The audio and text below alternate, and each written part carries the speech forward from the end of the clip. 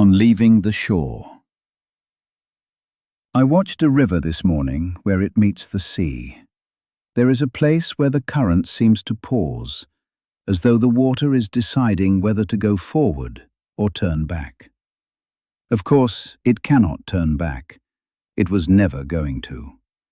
But that moment of hesitation is so deeply familiar, so thoroughly human, that I sat for a long time just watching it, thinking of you. You have been standing at an edge. I can feel it in the way you write, in the questions you are asking, in the particular quality of your restlessness. Something in you is ready to move, and something else, equally strong, is whispering that perhaps you should wait a little longer, gather more certainty, feel a bit more prepared.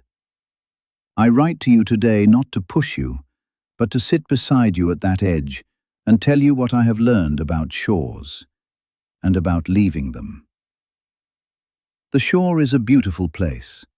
I will not pretend otherwise. There is comfort in what is known, in the ground you have already mapped with your own feet. You know where the stones are, where the soft grass grows, where the shade falls in the afternoon. There is no shame in loving what is familiar. But I wonder if you have noticed something. The shore has begun to feel smaller. Not because it has changed, but because you have grown. A room that fit you at 10 years old would feel cramped now, and you would not blame the room. You would simply recognize that it was time to step outside. Here is the great comedy of human life, and I say it with the deepest affection. We will reorganize an entire house to avoid walking out the front door. We will read 17 books about swimming before touching the water. We will ask every friend, every stranger, every passing bird for permission to do the thing our own heart has already decided upon. We are magnificent in our talent for delay. I have done this myself so many times that I can only laugh at it now. The mind is endlessly creative when it wishes to avoid discomfort. It will build entire cathedrals of reason to justify staying exactly where you are. But you know as well as I do that the discomfort of staying has its own weight. There is a particular kind of ache that comes not from failure, but from refusal. Not from trying and falling short, but from never extending your hand at all. I have seen people carry this ache for years, and it is heavier than any bruise that comes from honest effort. A bruise heals. Regret merely settles deeper, like sediment in still water. So let us speak plainly about fear, since it is fear that holds you to the shore. Fear is not your enemy. I need you to hear this clearly. Fear is the truest sign that something matters to you. If the journey ahead meant nothing, you would feel nothing at the prospect of it. Your fear is not evidence of weakness, it is evidence of love. You are afraid because you care about the outcome, because you have a vision of something worthy, because your life is precious to you, and you do not wish to spend it poorly. That is beautiful. Let fear sit beside you in the boat. Just do not let it steer. Consider the baker who rises before dawn.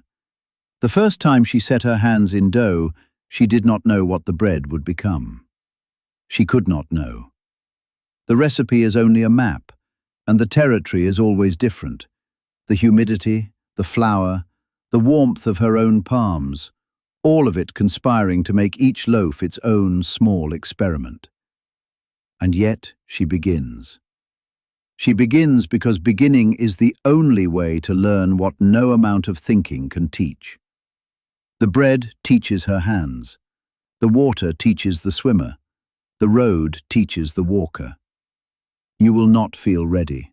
You will never feel entirely ready. This is not a flaw in your preparation. This is the nature of all meaningful ventures. Readiness is not a feeling. It is a decision. I want to tell you something that brings me great joy whenever I remember it. You have already left many shores. Think back. There was a time when you could not read, and then you could. There was a time when you knew no one in a room full of strangers, and you walked in anyway, and now some of those strangers are people you love.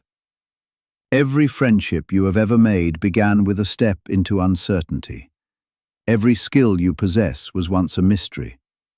You have been brave so many times that bravery has become invisible to you, like the air you breathe. But it is there, in your history, in your bones. You already know how to do this. And here is what I find most wonderful about setting out. The journey itself becomes home.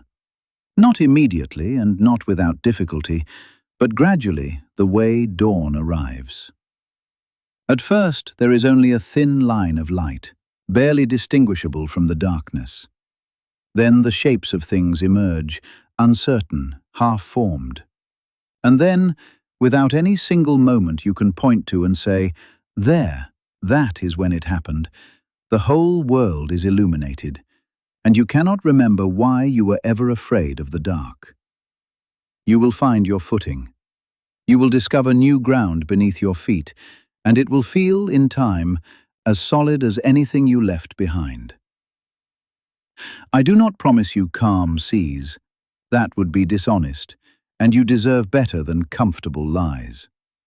There will be days when you wonder why you left the shore at all, when the wind is against you and the horizon offers nothing but more horizon.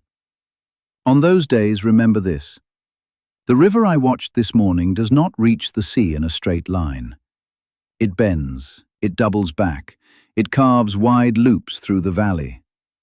From above, it must look almost foolish, taking so many turns to reach what lies directly ahead. But every bend shapes the land around it. Every curve deepens the channel.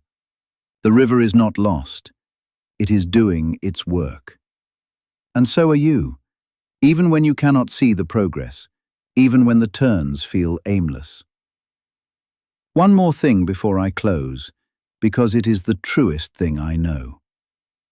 There is a particular quality of light on open water that you cannot see from shore. I do not know how to describe it except to say that the world looks different when you are in it, rather than watching it from a distance. Colors are more vivid. The sky is immeasurably larger. Your own hands gripping the oars look capable in a way they never did when they were idle.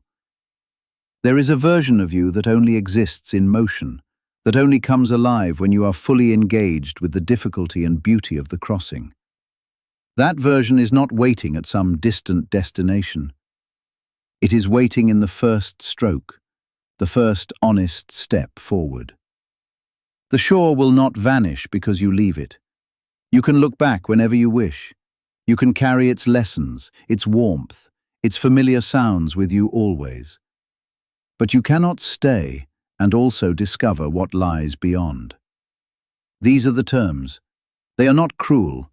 They are simply true, the way gravity is true, the way seasons turn. So I will ask you only this. What are you waiting for that you do not already have?